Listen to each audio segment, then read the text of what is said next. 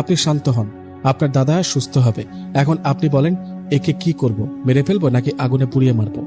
ওনার কথা শুনে আমি বললাম, আপনার যা ইচ্ছা তাই করুন, দয়া করে আমাদের বাড়িতে রেখে আসার ব্যবস্থা করুন, দাদা খুব অসুস্থ। রহমান জিন তখন আস্তে আস্তে দাদার কাছে এগিয়ে এসে দাদার কপালে তার দুটো আঙুল দিয়ে স্পর্শ করলেন আর বললেন, একটু পর আপনার দাদার জ্ঞান ফিরবে, আর কোনো ভয় নেই। জ্ঞান ফিরলে বাড়িতে চলে যাবেন। আপনার কি আর কোনো সাহায্য লাগবে? জবাবে আমি বললাম, না লাগবে না। আচ্ছা, আমাকে একটা কথা বলুন তো, আপনি আমাকে সাহায্য করতে আসেন কেন? আমি কে বা এমন? তখন রহমান জিন মুচকে একটা হাসি দিয়ে বলল, জনাব, আপনি নিজেও জানেন না আপনি কতটা শক্তিশালী। আপনি নিজের জানেন না যে আপনার কাছে কতটা পাওয়ার আছে। যাই হোক, ভালো থাকবেন, আবার দেখা হবে। এই বলে রহমান জিন ও তার সৈন্যরা আমার দিকে ঘুরে মাথা নিচু করে সেখান থেকে চলে গেল। আমি বুঝতে পারছি না আমাকে এরা এত সম্মান কেন করছে। যাই হোক, জিনগুলো চলে যাবার পর ঠিকই দাদার জ্ঞান ফিরে। জ্ঞান ফিরতেই আমি দাদাকে ধরে বাড়িতে চলে যাই। এই ঘটনার 2 দিন পর দাদা বেশ সুস্থ হন। দাদা সুস্থ হবার পর দাদাকে বললাম, দাদা শোনো, আমার মনে হয় কি তোমার কবিরাজি বাদ দেওয়া দরকার। তুমি তো বুড়ো হয়েছে, তাই না? এখন এসব বাদ দাও। দাদা বলল, কেন রে, হঠাৎ এ কথা বলছিস কেন? বলছে কি আর সাথে, এতে তো তোমারই ক্ষতি হয়, তাই না? তুমি লোকেদের ভালোর জন্য দুষ্ট জিনদের তাড়িয়ে দাও, কাউকে বা বোতলবন্দি করো, কিন্তু সেই দুষ্ট জিনগুলোর পরিবারের কেউ আবার প্রতিশোধ নেবার জন্য তোমার ওপর আক্রমণ করে। একবার ভাবো, সেদিন যদি রহমান জিন না আসতো, তাহলে সেই খারাপ জিনটা তোমার সাথে আমাকেও মেরে ফেলতো। আমার মুখে কথাগুলো শুনে দাদা মাথা নিচু করে বললেন, জানিস, দুষ্ট বা খারাপ যে জিনই হোক না কেন, সে যতটা শক্তিশালী হোক না কেন, সে শুধু আমারই ক্ষতি করতে পারবে, কিন্তু তোর কোনো ক্ষতি করতে পারবে না।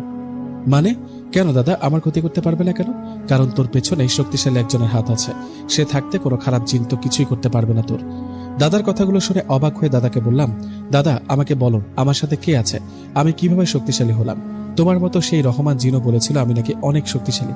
বলো আমাকে, তুমি নিশ্চয় জানো, বলো। তখন দাদা বলল, না জানি না, তোর এসব জানার দরকার নেই, সময় হলে ঠিকই জানতে পারবি। দাদার কথা শুনে বললাম, কখন সময় হবে? তুমি জানো কিন্তু বলছো না, তাই না? আমার মাঝে কি শক্তি আছে? ঠিক আছে, আমি একাই জেনে নেব। এই বলে রুমে চলে গেলাম। মনটা খারাপ, আমার সাথে কি হচ্ছে এসব। দাদা নিশ্চয় জানে আমার বিষয়ে, অজানা কিছু, কিন্তু সব এড়িয়ে যায়, বলতে চায় না। কি আর করার, মন খারাপ করে ঘুমিয়ে পড়লাম। জানি না রাত কয়টা বাজে, হঠাৎ আমার ঘুম ভেঙে গেল। ঘুম ভাঙতে আমি দেখলাম আমি খুব সুন্দর একটা জায়গায় শুয়ে আছি। চারিদিক থেকে সুগন্ধ ভেসে আসছে, মিষ্টি মিষ্টি বাতাস।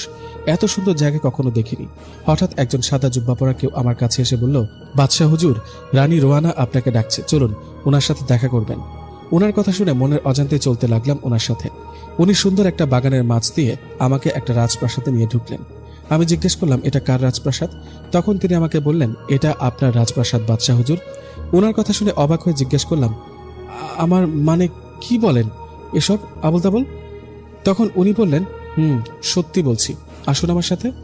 এই কথা বলে উনি আমাকে সে রাজপ্রাসাদের ভিতরে নিয়ে গেলেন। ওখানে গিয়ে দেখলাম আমার জন্য অনেকে অপেক্ষা করছে।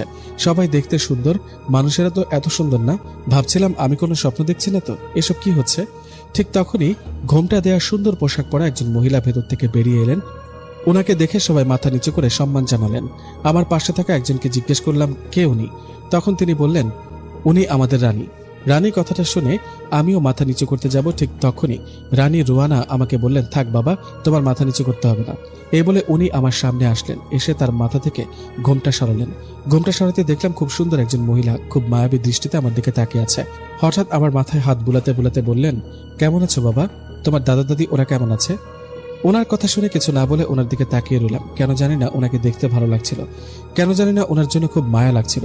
তখন রানী আমাকে বললেন, কি চিন্তা করছো? জানো তুমি এখন কোথায় আছো? আমি বললাম, জানি না। কোথায় আমি? আপনারা কারা?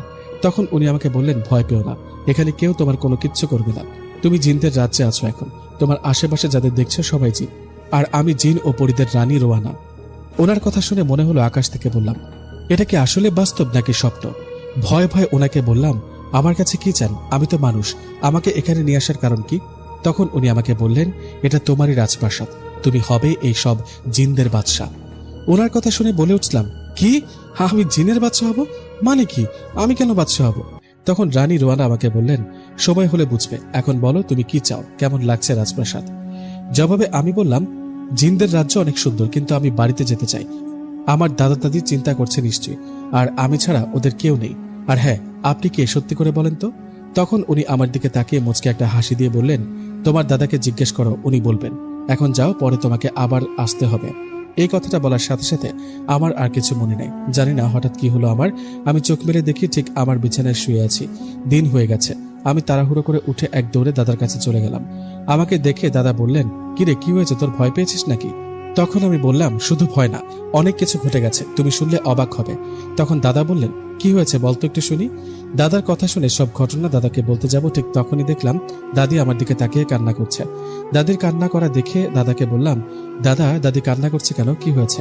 তখন দাদা আমাকে অবাক করে দিয়ে বলল, তোকে 1 মাস ধরে দেখেনি তো, তাই ভেবেছে তুই আর ফিরবি না। দাদার মুখে কথাটা শুনে চমকে উঠে বললাম, মানে 1 মাস থেকে বাড়িতে নেই মানে কি? আমি তো কাল রাতে ঘুমালাম। তখন দাদা বললেন, নিশাদ, তোর কাছে আমি আর কিছুই লুকাবো না। আমি জানি তুই কোথায় ছিলি। তুই জিনদের রাজ্যে গিয়েছিলি, তাই না? তুই জানিস তুই গত 1 মাস ধরে বাড়িতে নেই, অথচ তোর মনে হয়েছিল কয়েক ঘন্টার জন্য তুই জিনদের রাজ্যে ছিলি। দাদার কথা শুনে কি বলবো বুঝতে পারছি না। অবাক হয়ে বললাম, তুমি জানো তাহলে আমি জিনদের রাজ্য থেকে ফিরছি? তখন দাদা বললেন, জানি, আমি সব জানি।